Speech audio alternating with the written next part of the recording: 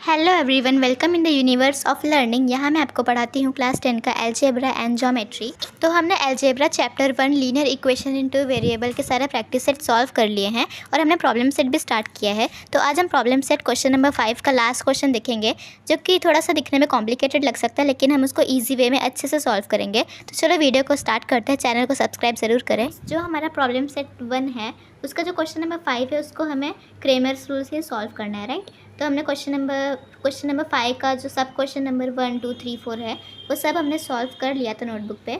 तो आज हम उसका लास्ट क्वेश्चन 5th वन देखने वाले हैं। तो देखो, आज हम ये लास्ट क्वेश्चन जो है उसको अच्छे से सॉल्व करेंगे। तो ये वाला जो क्वेश्चन है इसको भी हमें क्रेमर्स रूल से सॉल्व करना होगा, क्योंकि इंस्ट्रक्शन में क्रेमर्स रूल ही दिया है। ओके, अगर आप चाहो तो इसको दूसरे मेथड से भी कर सकते हो, लेकिन जो हमारे टेक्स्ट बुक में है हम क्रेमर्स रूल हम उसी से करेंगे। तो देखो, स्टार्ट करते हैं। ये हमारा एक पूरा इक्वेशन दिया है। क्या ये इक्वेशन है? Obviously not. This is not a simultaneous equation, right. और जो हमारा क्रेमर्स रूल वगैरह जितने भी मेथड है वो सब साइमल्टेनियस इक्वेशन पे ही लागू होते हैं। ओके, तो इसको पहले हमें सिंप्लीफाई करके दो साइमल्टेनियस इक्वेशन बनाने होंगे। चाहे आप किसी भी दो का बनाओ, इन दोनों का मिला के बनाओ या इन दोनों का, सिंगल हम नहीं बना पाएंगे। इसलिए पहला स्टेप हमारा क्या रहेगा? From the given equations we make two pairs of simultaneous equation. Okay, तो अभी आप कोई भी पेयर लो, हमें बस दो पेयर लेने होंगे, या तो ये दोनों के पेयर, ये दोनों के, या फिर ये दोनों के, या तो फिर ये दोनों के पेयर।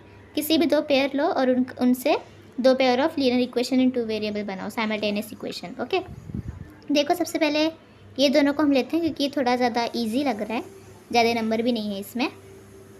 पहले हम इनको लेंगे, फिर इसको हम नोटबुक पे सॉल्व करके देखेंगे। तो फिर हमें ऐसे एक इक्वेशन मिलेगा। फिर नेक्स्ट हम लेंगे तो इक्वेशन नंबर 2 भी मिल जाएगा। जब दोनों इक्वेशन मिल जाएंगे तो आगे के वही स्टेप्स हैं, A1, B1, C1 वाले जो स्टेप मैंने आपको बताए थे ना, फिर D, DX और DY, ये सब मैंने आपको बहुत बार पहले की वीडियोस में बताए हैं। उसको भी आप एक बार देखना पहले, तभी यहाँ पे आना। ओके, तो मेन स्टेप इस क्वेश्चन में क्या है कि आपको ये जो ऐसा इक्वेशन दिया है ना, इससे दो साइमल्टेनियस इक्वेशन बनाने आना चाहिए। अगर आपको वो आ गया तो आगे का क्रेमर्स रूल बहुत ईजी है। Okay, so now look here, पहले हमें दो इक्वेशन बनाने हैं। तो हम पहले इन दोनों का कॉम्बिनेशन लेंगे, इसका और इसका। ओके, तो इसलिए हम दोनों को लिखेंगे, ये वाला इज इक्वल टू ये वाला। फिर उसके बाद आगे का जो भी रफ वर्क है मैं आपको यहाँ पे करके बताऊँगी, डोंट वरी। तो अभी हमें सिर्फ इन दोनों पे ध्यान देना है। ओके, फिर इनसे हमारे पास एक इक्वेशन मिलेगा। फिर जब वो इक्वेशन मिल जाएगा तब हम सेकंड इक्वेशन के लिए दूसरे दो इक्वेशन को उठाएंगे। ओके, तो अभी देखो, पहले हम क्या कर सकते हैं, इसमें नीचे का डिनोमिनेटर पहले हटाना ज़्यादा इंपॉर्टेंट होता है। तो अगर हमने 2 से मल्टीप्लाई किया दोनों साइड पे, बोथ से मल्टीप्लाइंग बोथ साइड बाय 2, ये तो कैंसिल हो जाएगा, लेकिन यहाँ पे तो 2 बचेगा ना, इसीलिए जो बड़ा है हम उससे मल्टीप्लाई करेंगे।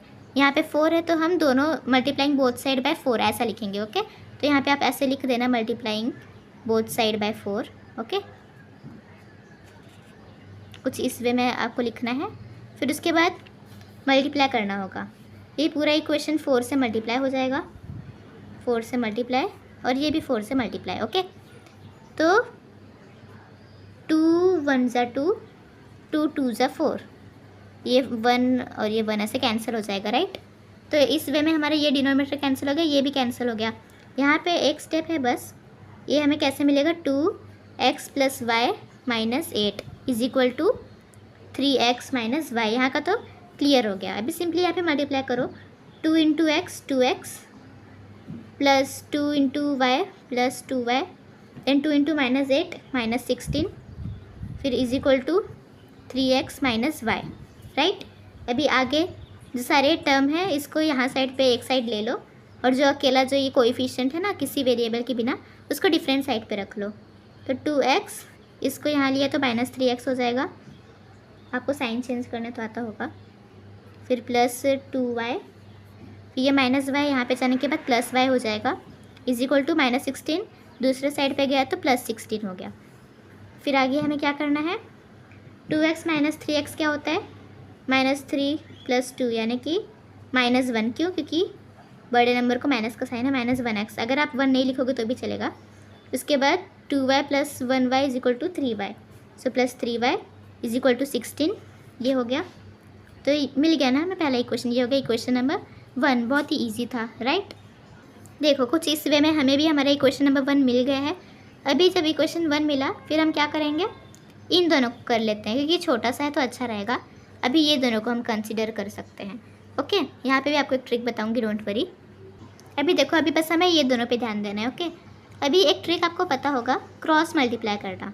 मतलब जो 3 है उसको इससे मल्टीप्लाई करो, 4 को इससे मल्टीप्लाई करो, बिकॉज ऑब्वियसली दोनों एक में डिविजिबल नहीं है। अगर हमने पूरे इक्वेशन को 4 से मल्टीप्लाई किया तो 4 तो कैंसिल हो जाएगा, लेकिन 3 का क्या होगा, वो तो और बर्डन बढ़ जाएगा, राइट। अगर 3 से मल्टीप्लाई किया तो 4 कैंसिल नहीं होगा, इसलिए सिंपली क्रॉस मल्टीप्लाई करना होगा। ये क्रॉस मल्टीप्लाई वाला आप यहाँ पे भी कर सकते थे, वो चलता, लेकिन फिर ज़्यादा लेंदी स्टेप बन जाता ना। अगर हमारा डिनोमिनेटर कैंसिल हो सकता है तो पहले कैंसिल करना चाहिए। अगर कैंसिल नहीं हो पाता तो आप इनको भी ऐसे क्रॉस मल्टीप्लाई कर सकते थे। तो अभी यहाँ पे हमें क्रॉस मल्टीप्लाई करना होगा, तो 4 को इससे, तो फिर हम ऐसे लिखेंगे 4x + 2y - 14 is equal to 3 को इससे मल्टीप्लाई करो, 3x - y, इस वे में। ओके, अभी सिंपली आपको मल्टीप्लाई करना है। आप यहाँ पे लिख सकते हो कि cross multiply. Okay, 4 × x 4x, 4 × 2 + 8y - 14 × 4 क्या होता है, -56, राइट। 3 3 = 9x, फिर 9 × y -3y, यस -3y। फिर उसके बाद वही स्टेप करना है, इसको अकेला जो है उसको वहाँ साइड शिफ्ट कर दो और x y वालों को यहाँ पे ला दो। ओके, तो 4x, ये +9x था तो यहाँ पे -9x हो जाएगा, फिर +8y as it is, then ये -3y यहाँ पे आने के बाद +3y, और ये -56 वहाँ जाने के बाद +56, राइट। फिर आगे 9 में से 4 गया तो कितना बचता है, 5, और बड़े नंबर को माइनस का साइन है तो 5x। उसके बाद 8 + 3 11y and 56 as it is. ये बन गया हमारा इक्वेशन नंबर 2। तो इस वे में बस ये कर लिया तो मतलब आपका क्वेश्चन सॉल्व हो गया। मतलब सॉल्व नहीं हो गया, लेकिन आगे का क्रेमर्स रूल बहुत ईजी होता है, हमने बहुत बार पढ़ा है उससे, राइट। तो चलो उसको भी फटाफट देख लेते हैं। क्वेश्चन 1 मिल गया, 2 भी मिल गया। अभी आगे का वो स्टेप था A1 B1 C1 A2 B2 C2। Equation 1 के जो भी कोएफिशिएंट्स हैं वो A1 B1 C1 रहेंगे। मतलब A1 ये -1, फिर B1 3, C1 16।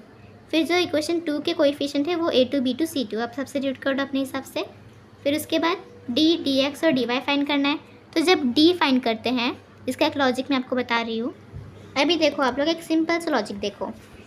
हमें ऐसा मतलब बस ऐसे लॉजिक लगा के सोचो कि ये क्या होता है, हमारा dx होता है क्योंकि x है, ये dy होता है और ये सिंपली d होता है।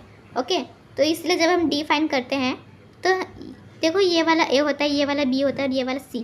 देखो dx dy d और a b c। ओके, तो जब d फाइंड करते हैं तो c को नहीं लेंगे, a1 a2 b1 b2। फिर जब dx फाइंड करेंगे तो a को नहीं लेंगे, उसकी जगह c1 c2 फिर b1 b2। और जब dy फाइंड करेंगे ना तो b को नहीं लेंगे, उसके जगह पहले a1 a2 फिर c1 c2। बस ये आपको समझ गया तो बस, और कुछ नहीं। बाकी का जो वैल्यूज़ है आपको वो पुट करना रहेगा। a1 a2 को ऐसे लिखना है, फिर b1 b2 को लिखना है। फिर उसके बाद सिंपली क्रॉस मल्टीप्लाई करना होगा। मतलब कैसा, -1 × 11 फिर -3 × -5। ओके, ऐसे क्रॉस मल्टीप्लाई, माइनस ऐसे क्रॉस मल्टीप्लाई, देखो इस वे में। फिर -1 × 11 क्या होता है, -11। फिर -3 × -5 +15। फिर 15 में से 11 गया तो 4। इस वे में ये भी सब्स्टिट्यूट करो, वैल्यूज़ आ जाएंगी आपकी। d dx dy एक बार मिल गया, आगे का स्टेप इजी हो जाता है। कुछ ऐसा, कहाँ पर, bye Cramer's rule x = dx/d and y = dy/d। फिर x की वैल्यू को, dx की वैल्यू को पुट करो, d की वैल्यू को पुट करो, फिर डिवाइड करो, आ जाएगा आंसर x। और y को भी dy/d, dy की वैल्यू और d की वैल्यू, आ जाएगा answer 6। Okay, therefore x and y = 2 and 6 respectively. ऐसे आप फाइनल में लिख दो, बहुत ईजी होता है। बस इस टाइप के क्वेश्चन में आपको इक्वेशन बनाने आना चाहिए, वो भी बहुत ईजी है। आई होप आपको समझा होगा। Thank you so much and bye.